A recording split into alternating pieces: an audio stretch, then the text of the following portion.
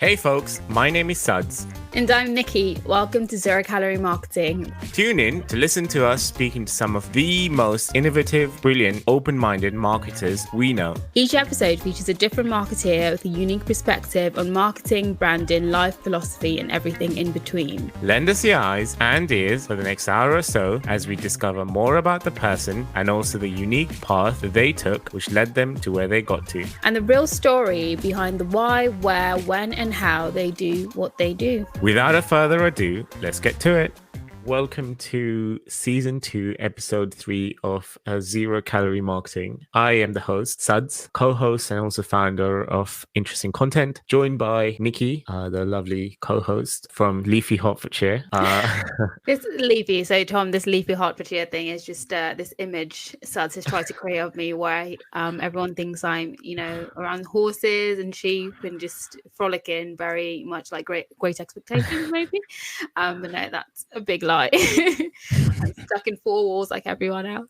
I just have more miles to walk probably when I do go. Oh, come on, you're amongst green. Whereas I'm looking outside the window, I'm looking at a car park here. I'm in central London. So I have a intro for our very illustrious guest, Tom Hunt. I don't know if you remember, Tom. We actually met all the way back in 2014. Yeah, I do. I cold emailed you, I think. Yeah, you did. And you know what, Tom? I actually found your email it was well written. And I was like, why don't we speak? And then that was back in 2014 when you were still working for a big management consulting company back then, I guess, and still doing your side hustles and, doing things on the side. And that's how we actually met. Around that time, I just finished working for a corporate company myself, and I was working as a consultant. The genesis of Interesting Content, I should say. My current company was just an idea at that time, and it was something I was working on and building. Although we didn't end up working at that time, I had kind of stalked, I guess, or followed you on different social channels and seen what you've been up to, really kept an eye on things that you've done. To say you've been a busy bee is a complete understatement. Not only has Tom traveled the world and lived every entrepreneur's dream, has built, sold, and exited series of businesses, done a TED Talk, appeared on BBC's Dragon's Den, and really lived a life most entrepreneurs, including myself, would very much envy. His specialty is building and growing B2B businesses. He has a degree in chemistry from Imperial College London, after which he went on to work as a management consultant in the City of London. Fast forward to 2020, he is a host of his own podcast for marketers called bCast, and also the founder of Fame, which is a service which starts and grows the world's most profitable podcast for B2B businesses. Today, he's here to talk about the difference between knowing the path and walking the path. Welcome to the show, Tom Hunt. Thank you very, very much for the beautiful introduction. Very accurate. Everything is perfectly accurate in that. But we can get into the details on the show. We actually, just before this, when I was writing up your bio, I actually looked at I was watching your TED Talk from back in 2014. And you know what? A lot of the stuff that you've said is still relevant. And the themes that you discuss is very much pertinent for a lot of businesses and entrepreneurs and founders. How do you see that TED Talk yourself, looking at it now? Or when was the last time you watched it? Yeah, no, I don't think I've ever watched it back once. I think, the themes are relevant because they were taken from every self-help book you've ever read.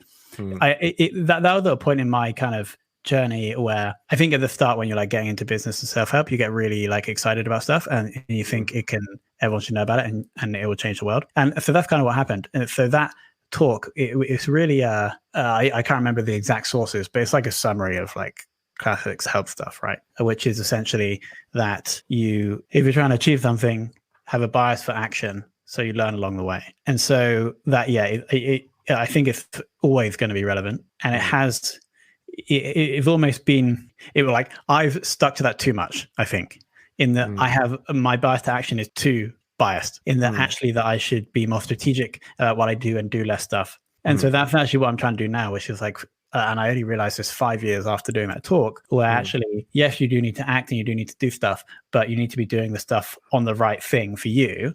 And then you need to do that for a number of years if you are going to build something successful. So that's what I've been trying to do over the past. Well, I think I landed on that only a year ago. And so now my challenge is, how do I do this thing for 3 to 5 years so I can actually build something significant? Because yes, in the intro, I did loads of stuff, but only like if you go back through that, I probably only did the same thing, or the max amount of time I did the same thing for was 18 months. And it's very hard to build something significant in 18 months. And because I was always like, no, I need to do something different. I need to be acting more. Yeah, like the themes are very relevant, but they're also quite telling. Or my journey is almost a cautionary tale for if you do that thing too much. I want to explore other things in a second, but just going back to what you said, would it be fair to say you had, I guess, this kind of propensity to start something, but not necessarily see it through right to the end, just because you had certain metrics that you wanted to make sure that you hit? And if you didn't, or even if you were very close, you'd sort of drop it and then move on to the next thing. Yeah, it's probably, like an obsession with goals. And then if the thing wasn't like up to the high standards you'd set the previous year, then you'd be like, okay, it must be the thing that's wrong. I need to change and do another thing, then I can achieve this goal faster. I think really what happened was that there was and you could blame it on the media. That would be my excuse, in that you'll only read about entrepreneurial success, or you're more likely to read about an entrepreneurial success that happens overnight, like Instagram starting and selling for $1 billion after 18 months. And so I was like, well, if my bootstrapped online marketplace isn't worth $1 billion or even $1 million after 18 months, then it must be something wrong with the thing. Whereas actually in reality, you just need to do, most of the time you need to do stuff for 5 years. Could you tell us about the first day after the infamous Dragon's Den episode aired? What was the first reaction that you got from people that you knew, your family, friends, and as well as in work colleagues as well? Yeah, so I was at work at Accenture. Yeah, I mean, I think part of the reason we went on it was for our egos. So everything that happened the day after was, or like as it aired, was just great for our egos. People just thought it was funny. People still think it was funny, and it was really funny. We didn't really know what we were doing. We were like planning the numbers in the hotel the night before. And our models were like 3 other guys from our hometown. So it was just like a load of fun, and we were never going to get any money. They don't guarantee you're going to be on TV either. So you can do all this stuff and not actually get put on TV. But fortunately, we were like ridiculous enough to get on TV. So just to give our listeners and viewers a bit of a background, Tom appeared on the BBC's Dragon's Den, where he pitched a very, very bright and colorful men's leggings. The thing is, I think when we met, that episode hadn't aired, and I think it was a couple of months afterwards that it actually did appear on TV. And I was like, I know that guy. I was having coffee with him a few weeks ago. I think it blew up on Twitter because it really got people's attention, because it was 3 guys wearing very, very colorful and very eye-catching leggings. I think some of the dragons took you seriously, and some of them actually just said, oh, is this a joke? Or are you having a laugh with us? I don't think anyone actually took us seriously. The best quote was Duncan Bannatyne, where he was like, you do realize this is going to be on YouTube in 20 years and your children are going to watch it. That was like the most cutting takedown. People, if you Google Meggings Dragon's Den, you can find the video and watch it. But no, it was a great experience. And yeah, there was a lot of exposure afterwards. We got there was an article on the Mail Online that got shared 66,000 times. That had a backlink straight to our homepage. Yeah. So it was great. Like we were reaping the SEO benefits for years to come. There was obviously a big spike in sales, and it was a great experience. Looking back on it, do you regret any of it? Would you go back and do something differently? I don't regret it at all. I think, so I was pushing. We started this in like 2013 on the side, me and my 2 best friends I was living with. And so I was like campaigning for my other 2 friends to like build this, spend more time, and then we can leave our jobs. That had never actually happened in the end. Would it have been a regret? I don't know if that's a business that we should have invested all of our time into. So maybe it's a good thing that we didn't. So no, I don't regret anything about that experience. So it's become a part of your journey to, which has eventually led you to what you're doing now. Eventually, yeah, like a long and winding road. We actually had the business up until, so I bought it, I think we sold 6,000 pairs of leggings in their lifetime, but that was from 2013 to 2018 or 19. So it was quite a while. So I actually bought them out of the company in 2018 and then sold it 6 months later, but not for like a life-changing amount. Because obviously we weren't making that much money. But yeah, it was a great experience. Looking through your LinkedIn, you've started multiple businesses, as well as exited some, as well as sold some, and just straight up shut down a few of these. What's been your biggest learnings from setting up companies and closing it down, or selling it, or exiting? Yeah, I think the first one is, as we've already discussed, if it isn't like blowing up in 1 to 2 years, then it doesn't mean that it's not going to work or even a good thing to be working on.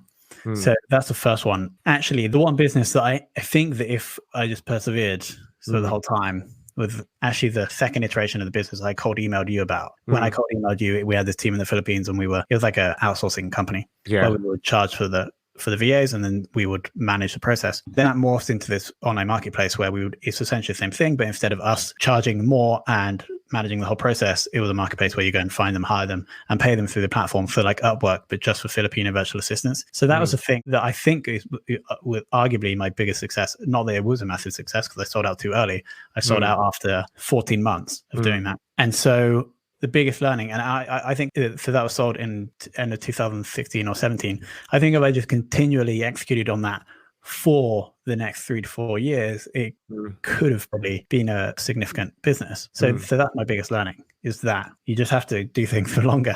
Could you make an argument to say if you hadn't done that, maybe you wouldn't have stumbled upon some of the new ideas that the things that you're working on now, Yeah, for sure. And who knows what would have happened. Okay, so I want to go into more details about what you're doing now. Could you tell us a bit more about Fame? Yeah, so Fame it's just like a marketing agency where we do one thing for clients. That thing is we all set up, grow B2B podcast. Fame started because actually in 2019 had a job where I worked for a company that I had invested in. This is titled Head of Demand Generation. The best thing that I did during that year, and I'm really bad at being employed, so I wasn't amazing. But the best thing we did was we saw that one of the personas that the company was targeting is the persona is called sales operations, like someone who manages the sales team. One of these personas, it's like an emerging role, wasn't really any like media properties for this persona. So we were like, okay, the sales operations podcast, and it's called Sales Ops Demystified. I'm still actually the host. So we built the podcast. It was great. Some of the guests of the podcast came and bought their software. And so it's an extremely profitable podcast for them. When I was thinking about what to do after leaving, or as I was leaving, I was like, well, this process is working really well. So then we just went and sold that process to other companies. And so Fame is the result of that. So our first and our best client are that company called Ebster. And so now we just have a team where we run this process for 9 B2B businesses now, where we'll start and grow the podcast. Could you tell the audience why podcasts are more relevant than ever before and why it seems to be the fastest growing medium? I don't think I'm that smart. And so I don't think I can answer that question. But the reason why I started investing in this space, and the reason why I am bullish like you in the medium, is because you just see the most intelligent strategic thinkers in the world. These are the people, the strategy guys at Amazon, Google, Facebook, and Spotify are investing in audio. And so I started seeing that during 2019 as we started growing this podcast for my employer. And so if these guys are doing it, then clearly, and they're all doing it, clearly something is driving this. Do I know what that is? I don't really. I'm not sure the reasons why audio is going to be massive. Maybe you do though. Did you have the answer? I mean, so you're speaking to people, via bCast, talking about what they're doing. And do you find that beyond just, helping companies have these conversations, you're also learning things from them? And I think perhaps that's why, we love it, because something, I can listen to a podcast while I'm cleaning or cooking, and it's sort of a multitasky sort of activity to do that feels not as labor intensive as like going to a talk or going to a program or just taking a course. And I think part of that is, what the appeal is for people. Have you found sort of, you're also learning while, creating these podcasts? Yeah, I think you're totally right. With any like movement or trend, there's like multiple things that they're actually driving it. I think one is that the companies are investing in space. I think two is that there is this like bigger drive towards self-help, which is a chunk of podcasts for people trying to improve or learn. There's also this hardware that's being produced to enable this, like the AirPods, like Alexa. So yeah, like I think all of those factors are driving the growth. You know what, Tom? I was actually having dinner with a friend of mine who works for The Independent. Socially distanced, of course, before the haters get to me. She was saying that they are looking at investing a lot into podcasts for the next few quarters. Independently from that, I had a chat with someone who works at Google, who's like a mentor of mine. And he was saying, hey, look, start looking at audio more. And I was like, why do you say that? He's like, look, Google's making a huge bet on audio products for the next 5 years. So this is the space to be in. I was actually, I looked through my Instagram feed and, you're quite prolific on posting and posting very transparent and very open content. And my interest was piqued because I was like, okay, invest in audio And then I was like, okay, Tom Hunt, what's he up to these days? What new business has he started in the last 2 weeks or whatever that may be? So this kind of all clicked. And I was like, one of the reasons I wanted to get you on here is just because I wanted to find out what your view on this was. So yeah, you're absolutely right in terms of major, Alexa, Google Home, Facebook. I can't remember what the device is called, but everything seems to be kind of geared towards the audio experience. I think the point you brought up is quite interesting, Tom, in terms of how, beyond just the podcast, we forget that from what consumers invest in podcasts, people are like, okay, we can then create product around it. And it's that link between, the stories that are being told, which can be, brand marketing, and how the reception to that can then help create further product, which creates further jobs. So I think is a part of marketing. We don't really talk about that connectivity of if you amplify something and it creates, sight for a gap in the market that can then be filled, and that also drives economy. And I think we don't talk about marketing often from that sense of how it actually contributes to, filling gaps in the market or showcasing gaps in the market because of consumer response to what's going on out there. Yeah, completely. The other question I wanted to cover, this is more kind of your relationship with business and metrics in a way. And, before you mentioned your view on how you see businesses, you've obviously set up and closed a number of businesses. What were the metrics that you relied on? Yes, of course, the financial metrics, I guess, as well as customer traction. Were there any other things that you'd look for, like clues that would give you an idea if something is along the right path? Yeah, I think I would fit it into 3 parts. So external information, both qualitative and quantitative. So an example of external quantitative would be revenue or like user signups. External qualitative would be if, for example, you're talking to the independent or Google and them telling you they're investing. And then, but the third, I think, is potentially the reason that I maybe place too much importance on is internal, like how you feel about the thing. Do you think it is really, whether you enjoy it, and do you think that you are good at it and it is the best place for you to spend your time? I think one of the reasons why I shut things down prematurely was because I wasn't in the right mental state. I would get too obsessed with it. I'd work every day for 6 months, and then I wasn't that would result in me not enjoying it, obviously, because you can't enjoy doing something every day for 6 months. And then I would take that internal feeling and then be like, I shouldn't be doing this because I don't like doing it. The solution there is to take more time, take some time off and be more balanced, which is something that I'm also working on. So those are the 3 things. So external numbers, external opinions, and then how you feel inside. I mean, does that come from your days as working for the management consulting companies in terms of, I guess you'd go out to businesses and advise them on things that you've just mentioned? So actually, in my role in the consulting companies, it was never that strategic. When you go in at the bottom, you're like a PM, or at least I was. Maybe other people aren't. But you're like the project manager, or you're like the admin person. You mentioned in your bio, you worked for the city and you got bored really quickly. What was the reaction when you first thought, this just isn't for me? How did you come to that conclusion? And what was the reaction of your friends and family when you decided, I'm going to quit my safe corporate role? Yeah, it never felt right. Like, I remember getting on the train from Clapham to go to London Bridge to the EY Ernst & Young office, during the first week. And I just never felt right, like wearing those clothes and getting on the train at that time. So there was always something that was like lingering. And so my solution, I didn't really say anything to anybody, but my solution was I'll go to a different one and I'll get paid more. And so I moved from Ernst & Young to Accenture, and that was good for a little bit, but then obviously it was the same feeling. So it just never felt right. And then I guess, I think people kind of knew, like it's very hard to show or hard to fake, or I find it hard to fake. So my kind of family and friends were like, okay, yeah, that totally makes sense. My parents were very happy that I got the job initially. I actually can't remember their reaction when I said, I'm leaving and I'm moving out of my flat and I'm flying. Where did I fly first? It might be Venezuela. Or like I'm going, I know it was to Europe. It was to like Prague or something. Yeah, I actually can't remember what their reaction was, but maybe I'll ask them at Christmas how they felt.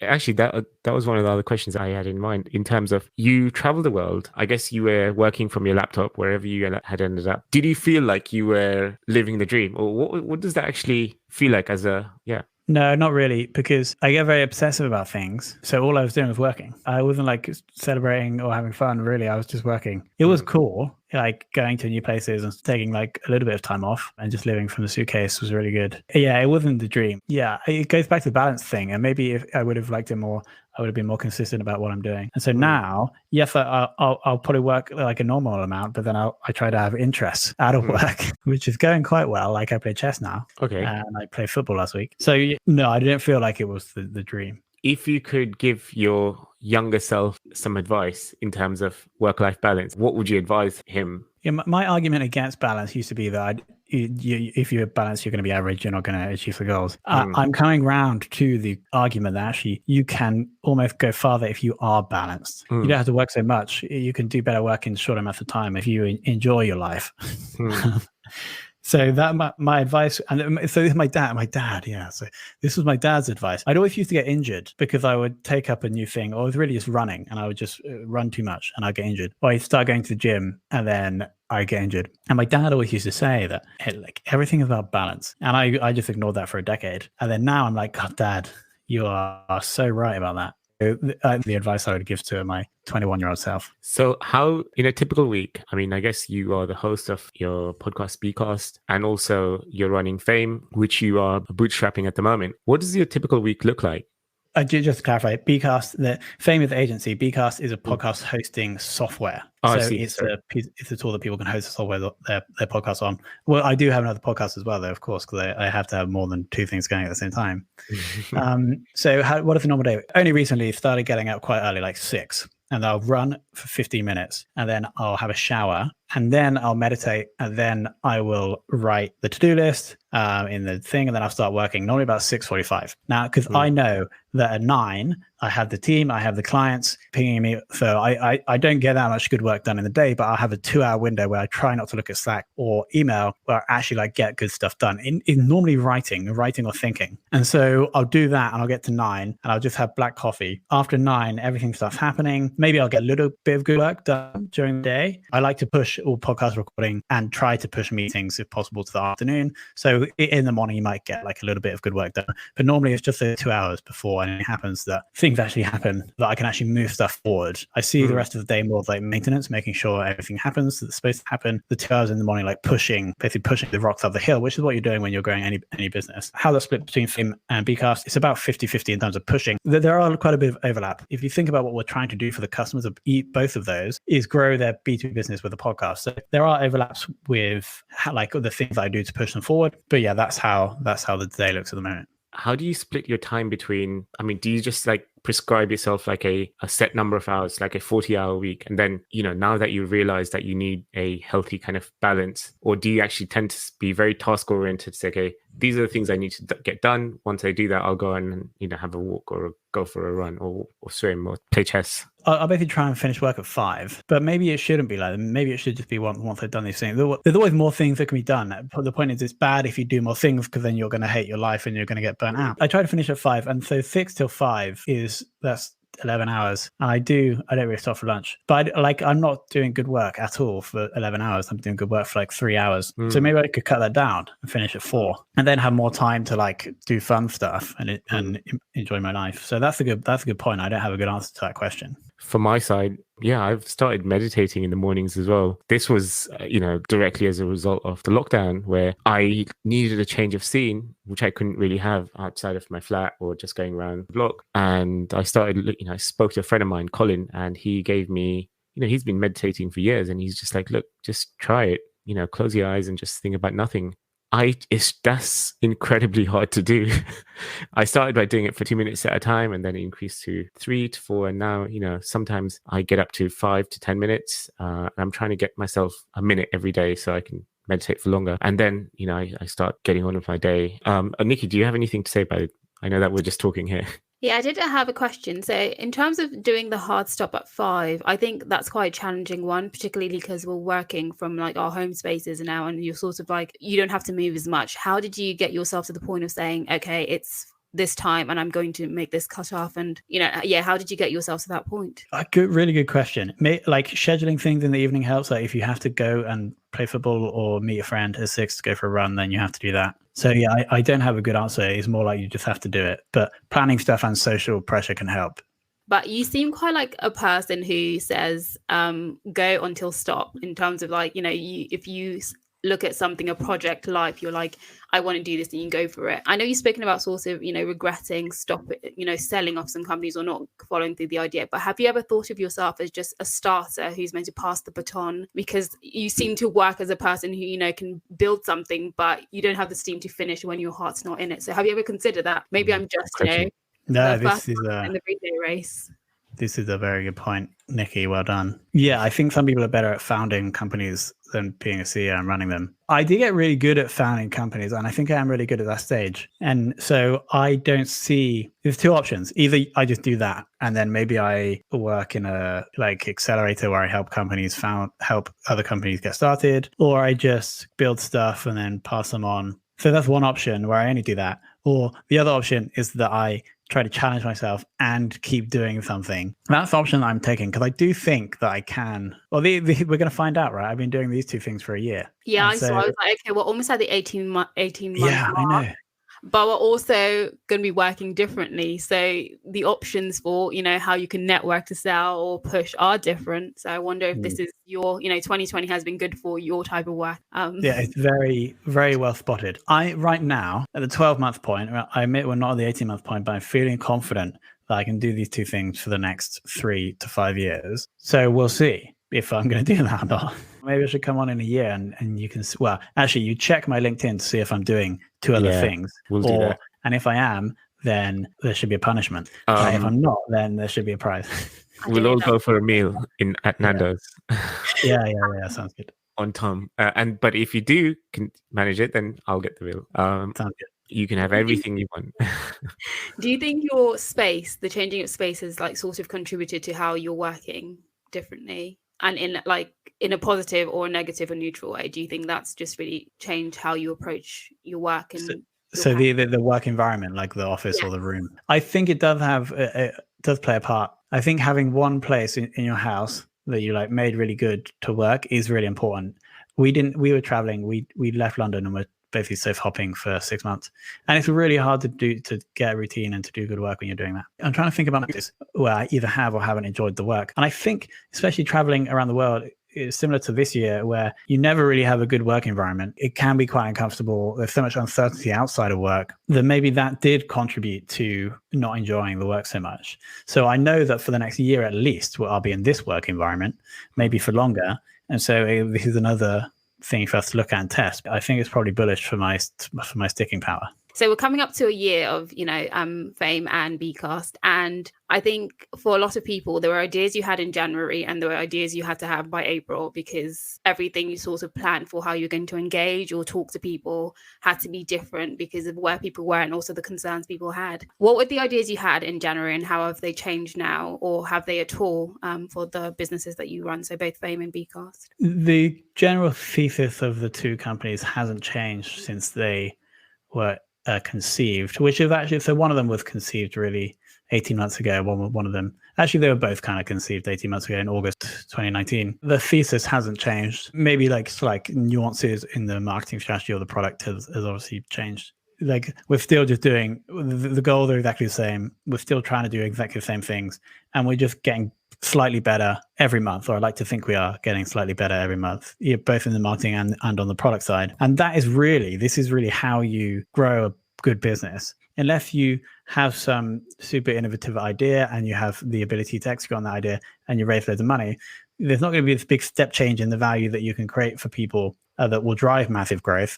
In reality, it's very incremental. And so that's what we are doing or have been doing since January. And that, I think, is the secret, which is something that I didn't really realize before. I used to think that you would spend some time building something, you put it in the market, you get massive growth and you sell, because that's what you read about on TechCrunch. Whereas actually, I think, especially with bootstrapped, not super innovative businesses like we have, it's just small incremental improvements. Interesting. I want to go back into what you were saying a bit earlier. And I think this is a TED talk that I had watched can't remember when it was. This whole year's a blur. It just basically said human beings, the mind is set up so you are at your best at certain points during the day. And you mentioned, you're really, really concentrated and good for 3 hours a day maximum, or whatever that may be for you. Is this also when you come up with your best ideas? Because the number of companies you've set up and ideas you've had is probably more than anyone has in their lifetime. How did you come up with these ideas? And do you still have ideas for other businesses that you may want to do in the back of your mind? I think that the golden hours for me, as I said, like 7 till 9 in the morning, I think those hours could be good for ideas. I think those hours are best use or better used for execution. Ideas can actually, they don't have to be done in the golden hours. They can be done at other times. I actually get really good ideas in the sauna. If I'm on my own in the sauna and I've just done exercise, then I get really good ideas. I think ideas, you don't have to be in this prime state to get the good ideas. In the bath as well, I get good ideas. How to have good ideas? I think the secret is reading. Ooh. I've been like not an avid, it's actually on and off, but I've read a lot since 2012, 13, really about like business marketing and self-help. I think the ideas or creativity, or a good definition I have of creativity in my head is just connection between different things.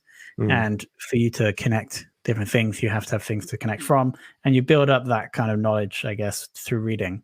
And then if you have that, it's natural to make connections from them. The business ideas, I think it's probably just like reading. I've got those ideas from, I guess podcasts help as well. It's like consuming good information, which can come really from reading and also listening. I mean, to quote your TEDx talk, you mentioned connecting the dots from what you've done before is going to eventually lead you to finding your path in the future. How has those random things that you've done, travels that you've had, books that you've read, contributed to you going forward? It's a good question. We have to credit Steve Jobs for this, of course. Yes, it was Steve Jobs. Yeah, I think like if you think about what I'm doing now with both businesses, one is we do content marketing for businesses in the form of the podcast, and the other is we enable people to do content marketing for their own business in the form of the hosting software. I think that if you look at my past work history, everything that I've been good at really has been marketing. And even drilling down, it's been content marketing, which is just basically creating information that might help sell your thing. I think that experience has really helped with what I'm doing now, because I really have, if I started in 2013, 7 years of marketing experience. And so I am able to advise, and I do know about stuff in the marketing area. That's probably the kind of number one thing. I mean, I have built a small agency before, have built a small SaaS product before. So that also helps, I guess, with what we're doing now. Another thing, what are some of the best or the most inspirational books that you've read? The one that comes to mind first is the book that kind of drove me to transition from the agency to that online marketplace was The Millionaire Fastlane by MJ DeMarco. Sounds really scammy, but it's a really good model for thinking about how to build a business or what a business is. So that probably still is one of my favorites. Apart from that, I think the most fundamental, or the book that's most fundamentally influenced how I think, is The Selfish Gene by Richard Dawkins. It's a really, once you can't unread that book. It basically explains to you how everything happened for us to get here. And once you know that, I think you can use that to inform your decisions or understand when you are thinking in non-productive ways. So those two are very different books, but have both massively influenced my journey. What are you reading at the moment? I'm quite interested in finance and money at the moment. So I bought a book, not last night, but the night before, called The Death of Money, which is a really long, boring book about how the the German mark, hyperinflated in the Weimar Republic in the 1920s. So that's what I'm reading at the moment. I don't know if I'm going to finish that one because it is quite dry. Sorry to the author if he's listening, but he probably isn't. So that's what I'm reading at the moment. If we go back a few books to try and pick out a marketing related one, I think it's been a while since I read a marketing book.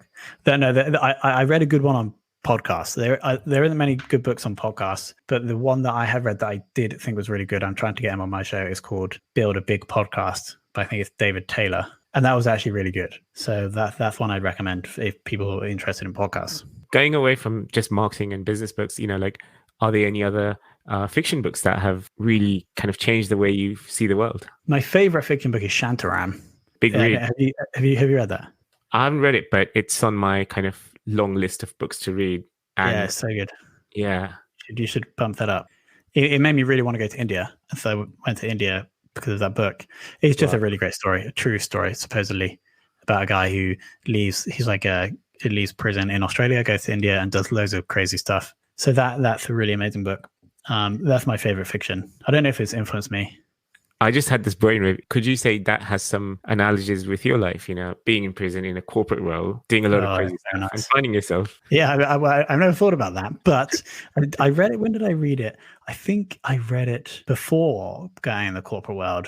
And so, yeah, I mean, that's a lovely parallel you just drawn there, Sud. So maybe that's why it connects so much. It's like, Buddha, he lived in a palace. He wanted to see reality for himself. So one day he snuck out and, he never came back. A bit like all the people in management consulting, I guess. Yeah.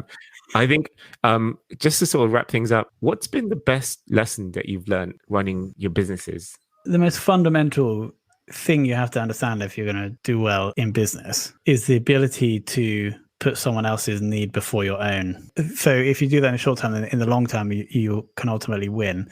That's something, or like basically mean giving someone the better deal, because if you do that enough times for a period of time, then ultimately you'll probably win. That is something that I don't think I really got in the early days. Maybe that only clicked like halfway through the business career, because it used to be that previously I would not give someone the end of the better deal, which is much more short-term thinking. And so that's like a big lesson that anyone should take time to try and understand, because once you get that, you can speed up stuff, because you're just happy to really help other people as much as you can, because you know that ultimately if you stay in the game long enough, that it will come back to you. So I think that's probably the most fundamental one that has clicked in the last few years. Wow, that's a mic drop moment. Put that sound effect on. How can people find you, and how can people get in touch with you? Yeah, so if you search Tom Hunt on LinkedIn or Twitter or Facebook, you'll probably find me. And or my email address is tom@tomhunt.io. Cool, so if you have any questions, you can just email me. But yeah, or LinkedIn is probably the best place. You've been pretty prolific on LinkedIn in terms of being super transparent and really writing your journey from what you're doing at the moment. What kind of reactions have you been receiving from people who follow you, people who write to you, maybe even people who DM you directly? Yeah, I think it's always been within me to share. I think it's because two reasons. One, I like attention. Two, I've learned a shed load when other people share stuff. It's only really in the last month or so that I've been posting on LinkedIn every day with stuff like that.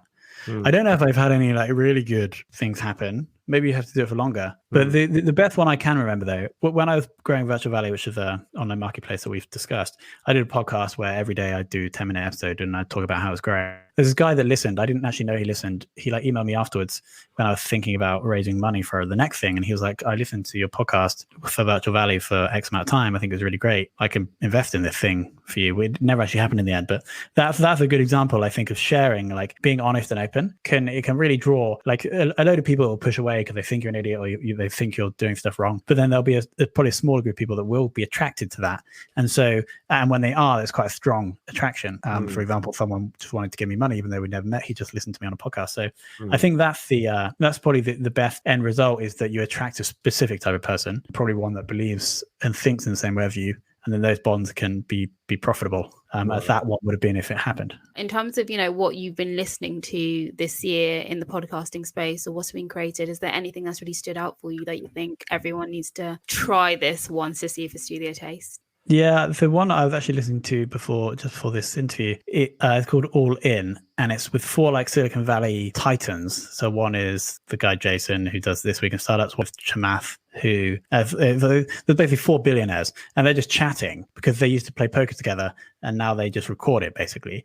I think it's doing really well because it has these massive names who have massive followings on Twitter. But that's really, really good because they're all just so intelligent. Aside from that, I do like My First Million, which is a podcast released by The Hustle, where they are very open about stuff they're doing and business ideas. I actually don't have many marketing ones in there. I guess the Top by Nathan Latke is like a classic. There's a lot to learn from him, and I think he's a really good podcaster. So those are probably the 3. I've heard so many good things about that podcast. I'm going to check it out. And I think from our side, we please keep on posting on LinkedIn, because the reason I wanted to get in touch with you was because I read a couple of things. I did a screenshot of one of your posts, and I was like, hey, why don't we just actually get in touch with him? So that's how it all came about. Thank you so much for taking the time out and talking to us today, Tom. We look forward to having that meal at Nando's with you in about a year's time. Yeah. Who's going to be paying? Thank you so much. And it's good that someone's reading the LinkedIn post, and that's actually a good example of attracting cool people to you. So thank you so much, guys. That was really probably not like any other podcast interview I've done, but in a good way. So thank you so much, guys, for having me on. You're usually on the other side, I guess, isn't it? Yeah, exactly. So I do know what it's like to be on the other side, and you guys have done a fantastic job. Basically broken down my psychological my psyche. Like an analysis of Tom more than actually talking about marketing. Yeah, I should be paying you guys for a therapy session. Oh, you can pay us in Nando's vouchers. Thank you again, Tom, and I hope you have a lovely evening. Goodbye. Bye, guys. Bye. Thanks so much. Hope you enjoyed this episode, and don't forget to listen to other episodes of Zero Calorie Marketing podcast. If you have a minute, do leave us a review on whichever platform you happen to be enjoying this episode. We'd love to hear from our listeners, so drop us a message with guest suggestions, thoughts on the episodes, and even compliments at zcm@interestingcontent.co.uk.